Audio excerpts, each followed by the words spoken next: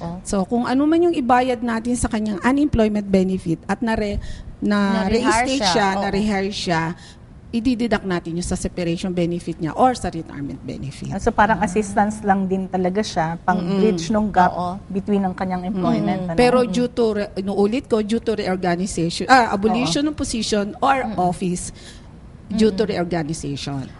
So yun lang talaga yung ground natin for Yes, granting the unemployment benefit. Pero bihira, ano? Ang Bihira, kasi wala Handful namang, lang talaga pag yung nagkaroon ng agencies na reorg, nagkaroon ng nag-o-offer sila kasi ng retirement ng Kaya early talaga. retirement. Oo. Ayun. Okay. So, Lan, more or less, kanina na-mention mo kung paano kino-compute pero magkano ang nakukuha ng ating miyembro kapag sa kanyang separation benefit? Okay. Sa separation Relative, ano? benefit, pareho lang din yun nung computation natin sa less than 15 years. Kino-compute natin yung average monthly salary niya for the last 3 years. okay. And then, yun nga lang, hindi yung 100% ng AMC yung ating imumultiply sa creditable service. Kino-compute natin yung basic monthly pension na ibibigay natin sa age 60. So, pag na-compute natin yon, yung computed basic monthly pension, yun ang imumultiply natin sa 18 months para mabayaran natin siya ng 18 months lump sum. Less indebtedness, siyempre. Less yung mga loan nila sa GSIS. Okay. So, kanina, separation benefits. So, dalawang klase yan, yung less than 15 years at saka more than 15 years. Ano? So, ngayon, punta naman tayo dun, Bo, sa pangalawa nating subject, ang funeral benefit. Dahil at the outset nga, nabanggit namin ni Bo na as a social insurance institution, meron din tayong protection na binibigay, no? Pag ang miyembro natin ay pumanaw na in the form of funeral benefit. So, anong unang-unang tanong dyan, syempre, hanggang magkano? Yes, hanggang magkano nakukuha? Sa ngayon po, ma'am, ang funeral benefit natin ay 20,000. Pare-pareho ba yan? Yun nga lang. May naiiba. Special case. Yun yung para po doon sa mga retirees natin under retirees ng mga covered ng PNP, yung Philippine National Police, BJMP, mga uniform personnel. So, 10,000 lang po yung funeral benefit na binibigay natin sa kanila. Meron ba tayong... Pero retiree dapat siya ng GSIS. So kung wala siyang 15 years... Ayun ang tatanong ko sana. Ayun na naman. Wala siyang 15 years at hindi siya retiree at cash payment lang na-avail niya sa GSIS, hindi natin siya babayaran ng funeral. Kailangan retiree siya. So ibig sabihin, may 15 years siya in the government service at pwede natin siyang bayaran na may funeral nagtatanong na 10,000. kasi kung halimbawa nag-lump sum siya, so hindi siya pensioner. Pero nakapag-retire siya under one of our retirement modes, qualified pa rin siya. Makaka-claim yung pa rin. sinasabi mo, Bu, yung mga nag-retire under RA 1616. So, dalawang klase po yon. Yung nag-retire under RA 1616 prior to June 24, 1997, yung effectivity po ng RA 8291. So mga retirees under RA 1616 before June 24, 1997, kailangan meron silang 20 years total government service. Meron tayong hindi lang 15 ang required. Hindi. Yung retirement mode niya kasi. Lang yun, regardless of age yun. Kasi prior to that, prior to June 24, 1997, regardless of age, kailangan may 20 years in the government service ka, nakapag-retire ka under RA 1616. So kung retiree natin siya doon, mababayaran natin siya ng 20,000 na funeral benefits. But halimbawa, yung retiree natin under RA 1616, meron kasi yung disability benefit din nung araw. Prior to that, under RA 1616, kung wala siyang 20 years, hindi siya ma-entitle sa funeral benefit. Yung nag-disability na. Yes, nag-disability na kinuha niya lahat yung benefit niya na walang pension. Ngayon, kaya ko binanggit yung cut-off na June 24, 1997, yung retiree po natin ngayon under RA 1616 na covered na ng RA 8291 from June 24, 1997 to present, kailangan nakapag-retire siya at age 60 Kapag para? RA 1616, ang Para kanyang inavail para mabayaran natin siya ng funeral benefit Na 20,000. na 20,000. So may age requirement tayo doon. After June 24, 1997, retirees under RA 1616. Ang susunod ko munang tanong, Miss Lani, automatic ba to sa ating mga active members? Halimbawa, bago ka pa lang, kaka-hire mo pa lang sa government, sinamang palad na pumanaw ka, Yes. automatic ba? Na-aksidente, Yes, kung na-aksidente, automatic ba yun na mako-cover natin? Mabibigyan siya ng ang kanyang survivors ng funeral benefit? Kung titingnan natin, dapat automatic kasi compulsory covered lahat Oo. ang government employees, di ba? But since tinitingnan na natin ngayon yung contribution nung members at saka nung employer nila, kino-consider na natin ngayon. Let's say, sabihin mong 2 months pa lang siya na miyembro natin. Pero itong si employer, hindi pa nakakapag-remit ng contribution ng member na yon, tapos nung namatay, saka lang siya nag-remit, hindi na siya babasahin ng sistema natin na may contribution si member. And definitely, hindi siya mababayaran ng death claim or funeral benefit. Limited ba to sa full-fledged members ng GSIS? Halimbawa, may mga casual employees tayo, nako-cover din ba sila? Temporary, paano? Yes, ma'am. Sa ngayon kasi, effective June 24, 1997, covered na talaga lahat. Regardless ng status ng appointment. So, dapat talaga may contribution na yon. Wala namang problema kung kahit 1 month ka pa lang, then the next month nag-remit na si agency doon, automatic yung mababayaran natin siya ng funeral benefit at saka yung kanyang death claim. So Lance, ulitin lang natin, sino ang dapat mag-file ng claim o para sa burial benefit? Okay. Oo. For those, para po doon sa mga miyembro natin na may mga asawa, kaya po yung mga single pa dyan, Parang ako yun. kaya po yung mga single dyan, hindi, ganito po yan. Oo. Para po doon sa mga married member, ang pwede po mag-claim ng funeral, syempre automatic yung iyong asawa. Okay? Pag asawa po ang nag-claim, di na po namin hinihinga ng Marriage. affidavit of funeral expenses, ng resibo, basta marriage contract lang at saka yung death certificate. Excuse me. Automatic po yun, mababayaran na natin siya. But, let's say, namatay na yung asawa, mga anak na lang, pwede rin po mag-claim yung mga anak or kung sino yung mga kapatid, magulang, na kung single naman kasi magulang, na merong ipipresent na resibo Nung funeral ng funeral expenses. So the only time na makakapag-claim ang mga anak is kung to present the funeral receipt. kung ang and spouse ay wala na. Okay. O kaya, pwede rin naman na andyan si spouse, tapos medyo may edad na, sinabi niyo sa anak niya na, anak, ikaw na lang mag-claim ng funeral benefit. So, pwede yun, i-authorize niya yung anak niya. Ino-honor natin yun. Ini-endorse niya na yung anak niya mag-claim, may kasamang resibo. Basta may pirma po yung asawa. Kailangan na original ang receipts na Yes, sinasabing original sa atin. receipt. Oo, original receipt. Habol ko lang bago tayo mag-break, meron kasing actual na case, merong isang lumapit kay PGM Vergara. Ngayon, ang nirereklamo niya nga, bakit daw hinihingan pa siya, funeral benefit din, hinihingan ng certification sa barangay? Dahil mukhang requirement ba natin yun, Lance? Or baka special case? Sabi kasi hindi naman siya yung asawa. Yes, ma'am. Oo, Yung so mga parang cases po ganyan. so humihingi pa ng pangalawang proof na dito sa barangay na ito talagang taong to ay ganun. Nangyayari yon? Yes, ma'am. Nangyayari. Yung mga special cases po yan na merong nag-adverse claim. So, pwede po kasing matagal na siyang hiwalay sa asawa niya. Oo. Ngayon, wala naman tayo ditong divorce, di ba? So, siguro nabalitaan ni first wife na namatay na tong legal spouse niya, or sinabi ko lang first wife, pwede namang first husband, di ba? So, basta yung spouse, yung first spouse, so, kung namatay na siya, nabalitaan siguro, nagkiklaim ngayon, hindi niya alam, nakapag-claim na kung sino yung kinakasama niya. Kaya lang pag ganun kasing kinakasama ka at wala ka namang pinresent na marriage contract, hindi naman mababayaran ni GSIS. Kaya lang ngayon, minsan nakakapag-present sila Oo, ng marriage meron, contract. oo, parang so in ano good talaga, faith, legit, itong oo. processor na, ito yung present niyang marriage contract, di syempre babayaran ko siya. Lalo na ngayon na nire-require na rin natin yung na ang death certificate tsaka marriage contract, kung funeral benefit lang ang i-claim, pwede nang galing sa local civil registrar. Hindi na kailangan sa NSO. Yung NSO natin, i-require na lang kapag meron ng additional benefit like yung survivorship pension. Yun.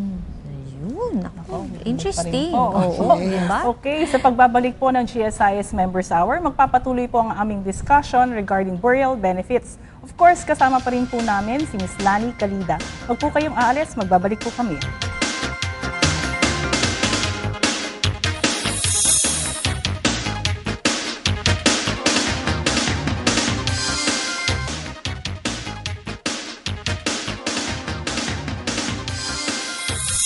Okay, so ulitin lang natin, Ms. Lani, ano-ano ang mga requirements sa pag-file ng claim ng burial benefit? Yes. Para po doon sa mga may asawa, automatic po namin binabayaran yung kanilang asawa. Basta mag-present lang po ng death certificate of marriage contract.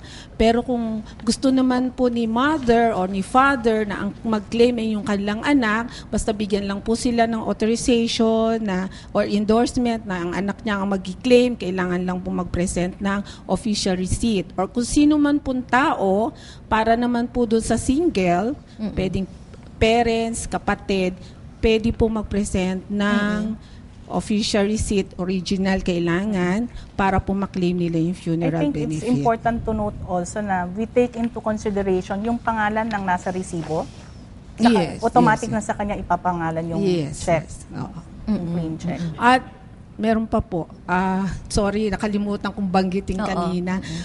Kung sino po yung magkiklaim, let's say, kung yung asawa, anak, or kapatid, at hindi po siya government employee, kailangan po niya mag-present ng birth certificate.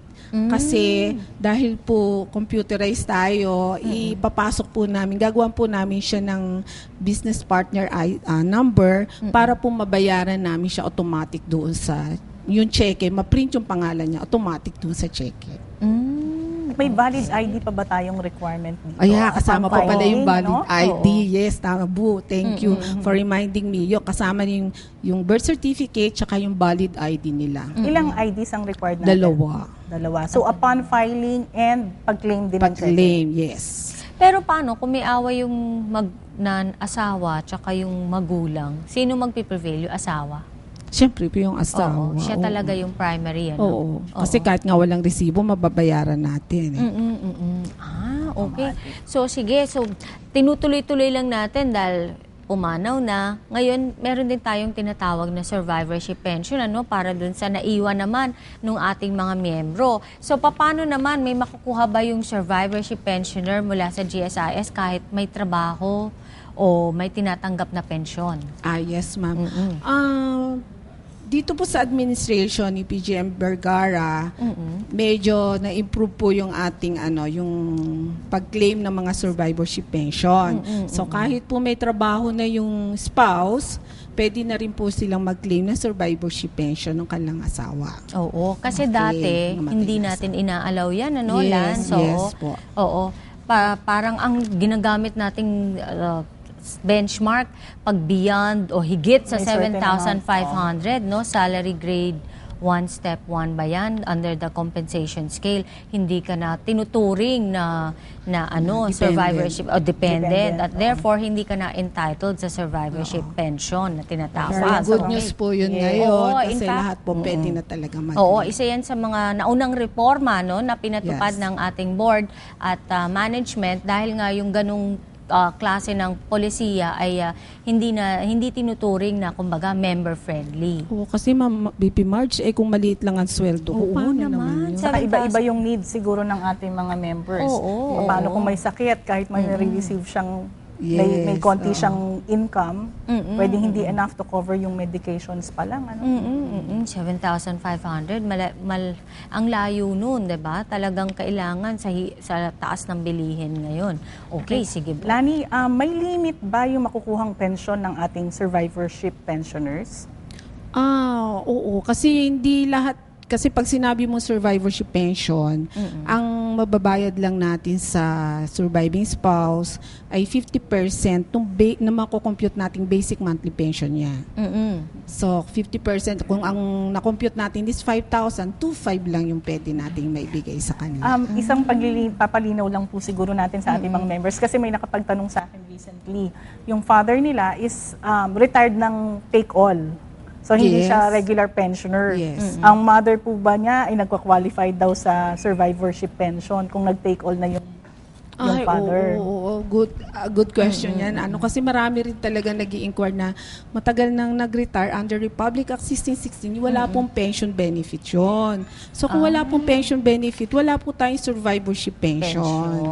So, ang pwede lang mag-claim ng survivorship pension are those retirees under PD 1146, Republic Act 660, and RA 8291. So, dapat na regular pensioner At yung namatay Yes. bago Oo. Tapos kanina, Lance, 'di ba, sinabi mo yung 50% ng survivorship pension mapupunta sa spouse. And then yung tig-apat, 'di ba, limit yung anak na Yes. tig 10%. Yung dependents pension, minor children, up to 5 children. 5 kasi 5 50, children. oo. 10% of the basic monthly pension each. Ang mapupunta sa So, kanila. bali, kung 5 sila, 50% din noon. Pero sa dependent children, may age bracket din tayo. Yes, may age bracket tayo hanggang 21 years old. Pero doon sa nanay, walang walang age bracket. Basta tuloy-tuloy yung pagtanggap niya ng survivorship As pension. long as he lives. Oo. Di ba parang meron akong isa sa exclusion, yung pag ikaw ay nakiapid or nag-asawa, Yes, diba? ma'am. May Pag ganun. nagkaroon ng Pag nag-remarry. nag-remarried ka, medyo pinuputol natin yan. May Oo. isa pa akong tanong, paano kung disabled yung anak nung namatay nating pensioner? Pwedeng nasa age of majority na siya, pero he cannot fend for himself. Hindi niya masuportahan ang sarili niya dahil may disability siya. May instances ba na binagbibigyan Yes, kasama natin yun to? doon sa dependence pension natin. Minor children at saka disabled or mentally incapacitated children. So forever silang tatanggapin nila yung 10% share nila. Yes, yung no? mentally incapacitated at disabled, lifetime For din life. yun. Oo, walang age limit. Yung minor lang ang meron. In fact, kasama din yan sa amendment. Yung, Yes, ma'am. yung pagka-remarriage, tinatanggal, pinopropose na rin natin na wag nang isama yun as a qualification dun sa, or parang as an exclusion para dun sa pagtanggap ng survivorship pension. Okay, so ang dami nating na-cover, no? I-recap lang natin, syempre kasama natin si Miss Lani Calida na napakagaling nating resource person at ang topics po na kinover namin ngayong gabi ay ang separation benefit. So ulitin natin para dun sa mga nanonood sa ating about future retirees or soon, hindi natin nabanggit na malaking bagay din yung ginagawa nating pre-retirement, no? Seminar. Oo. So halos araw-araw ay nagkakaroon tayo ng retire. Sige nga, i-announce mo naman, Lance, yung ating pre-rit na tinatawag. Usually, ma'am, yung pre-retirement seminar natin, pwedeng mag-request din yung agency. So Paano for those pagbibigay sila lang ng letter requesting us for pre-retirement seminar, pwede nila pong i-address yung kay SVP Cecil Fileo, requesting for the pre-retirement seminar. So tayo mismo ang pumupunta Yes, sa kami EDSA. po yung basta may time, basta available po doon sa requested date nila, pumupunta po kami para po magkaroon ng seminar. Okay, ano din i-discuss doon, Lance? Lahat po ng pwedeng i-avail ng isang magre-retire. So, dinidiscuss po namin different mode of retirement, PD 1146, RA 660, yan, and nating RA retirement 8291, portability law. Yan. Ayun. O di sige, so i-recap lang po namin ni Bo, no? Unang-una, dun sa separation benefits, meron tayong dalawang klase.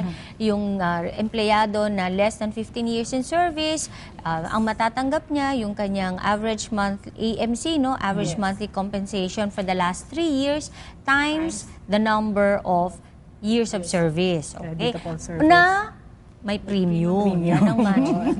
Kabiling-bili na ni Miss Lani. Oo. Ngayon doon naman sa beyond 15 years o 15 years and above, ang matatanggap naman nila ay ganun din, no? Yung AMC for computed basic monthly pension times the 18 months. times the number of Sorry.